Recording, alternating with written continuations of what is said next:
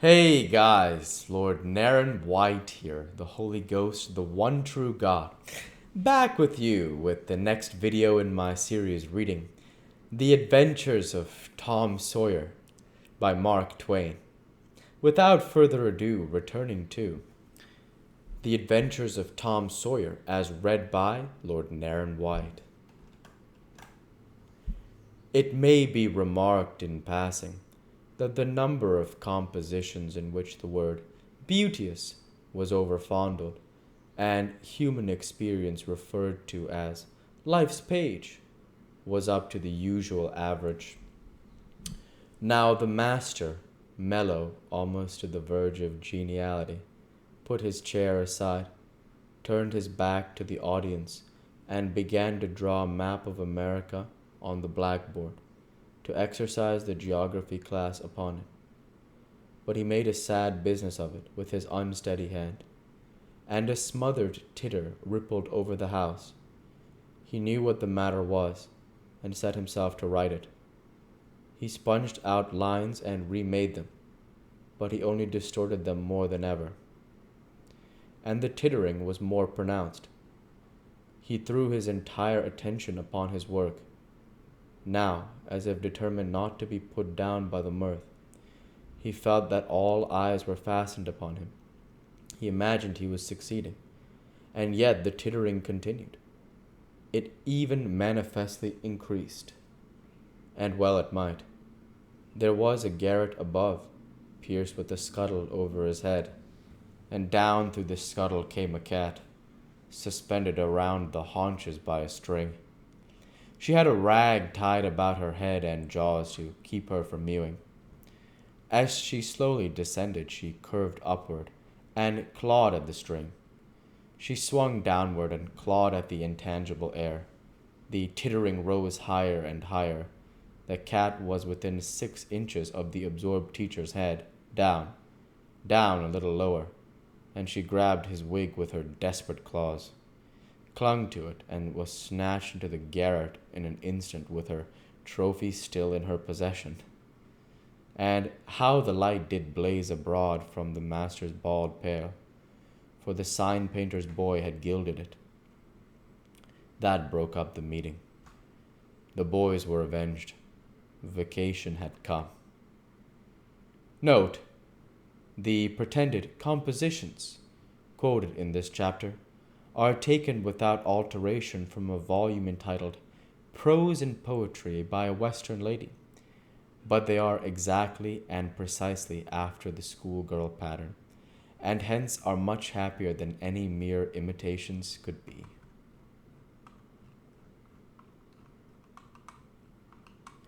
Chapter 22. Tom joined the new order of cadets of temperance, being attracted by the showy character of their regalia. He promised to abstain from smoking, chewing, and profanity as long as he remained a member. Now he found out a new thing, namely, that to promise not to do a thing is the surest way in the world to make a body want to go and do that very thing. Tom soon found himself tormented with a desire to drink and swear.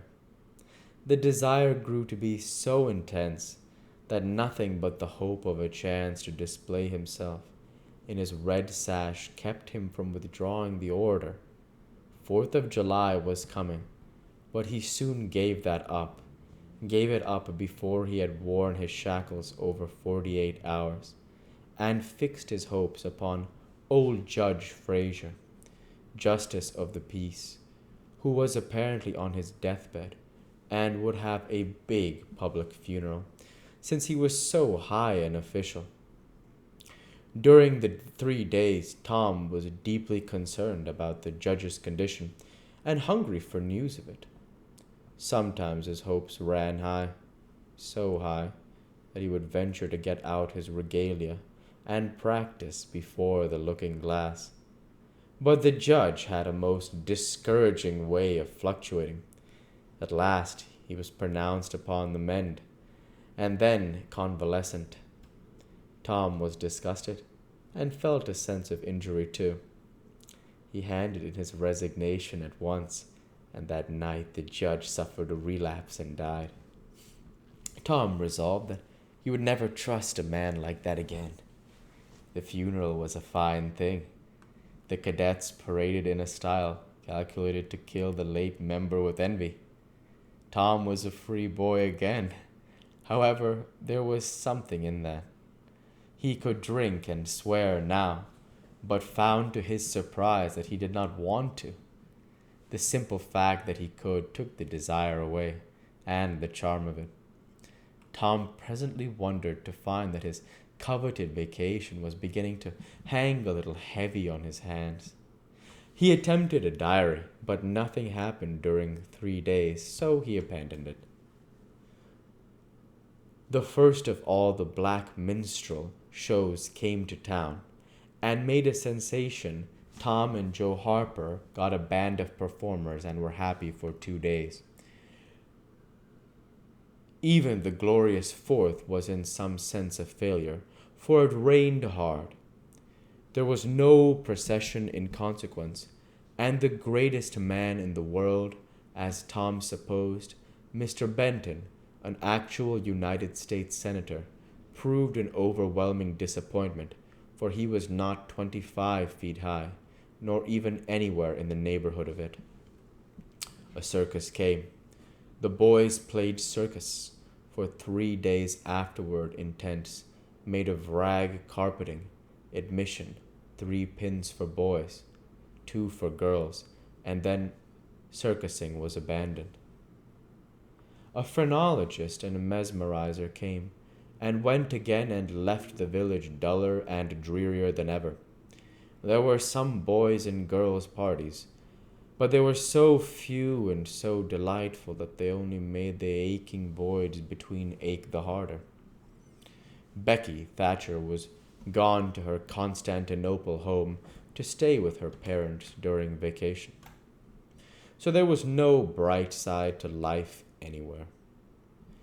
The dreadful secret of the murder was a chronic misery. It was a very cancer for permanency and pain. Then came the measles. During 2 long weeks, Tom lay a prisoner, dead to the world and its happenings. He was very ill. He was interested in nothing. When he got upon his feet at last, he moved feebly downtown. A melancholy change had come over everything and every creature. There had been a revival, and everybody had got religion. Not only the adults, but even the boys and girls. Tom went about hoping against hope for the sight of one blessed sinful face, but disappointment crossed him everywhere. He found Joe Harper studying a testament, and turned sadly away from the depressing spectacle. He sought Ben Rogers, and found him visiting the poor with a basket of tracts.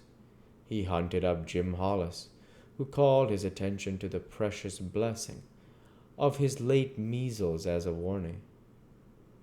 Every boy he encountered added another ton to his depression, and when in desperation he flew at refuge at last to the bosom of Huckleberry Finn, and was received with that scriptural quotation. His heart broke, and he crept home and to bed, realizing that he alone of all the town was lost, forever and ever. And that night there came on a terrific storm, with driving rain, awful claps of thunder, and blinding sheets of lightning. He covered his head with the bedclothes, and waited in a horror of suspense for his doom. For he had not the shadow of a doubt that all this hubbub was about him. He believed he had taxed the forbearance of the powers above to the extremity of endurance, and that this was the result. It might have seemed to him a waste of pomp, and ammunition to kill a bug with a battery of artillery, but there seemed nothing incongruous about the getting up such an expensive thunderstorm as this to knock the turf from under an insect like himself. We'll go ahead and stop there for this week. As usual, I want to say thank you for watching, and I hope you enjoyed. Please like, comment, and subscribe, as it greatly helps the channel. Light be with you all. Take care, and thanks again.